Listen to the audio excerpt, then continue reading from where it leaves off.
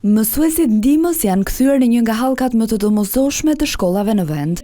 Ky profesion, përtej detyrës së përditshme, është edhe një mision fisnik, thot mësuesja Loreta Nika, e cila prej 4 vitesh i shërben arsimit special në shkollën dëshmore të Lirisë në kryeqytet. Janë futur ose janë bërë pjesë e arsimit duke parë nevojat. Për një mësues normal, kjo ishte një pjesë e vështirë. Ne çdo temë mësimore apo çdo gjë duhet patjetër ta paramendojmë dhe ta thjeshtëzojmë në varësi të nevojave që ka fëmia, se secili fëmijë ka ato specifikat e veta. Për të, vështirësitë janë nga më të ndryshmet, por dëshira për të ndihmuar këta fëmijë është ajo që e ka shtyrë drejt këtij profesioni të veçantë. Ka raste kur arrim rezultate shumë të mira, ndjehemi shumë dhe themi sa mirë që jemi këtu për t'i ndihmuar.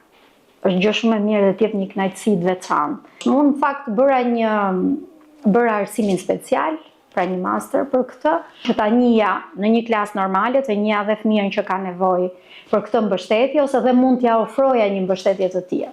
Pastaj dolën mësuesit ndihmës, që domethënë u emëruan në shkolla.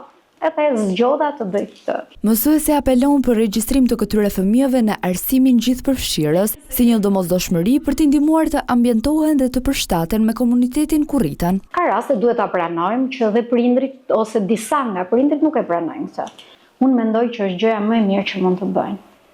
Për shkak të fëmijës, të ecurisë së fëmijës, sepse nuk është se fëmijën ti po e identifikon, fëmijën po e ndihmon. Duhet ta shikojmë si ndihmë. Numri i mësuesve ndihmës në vend është rritur.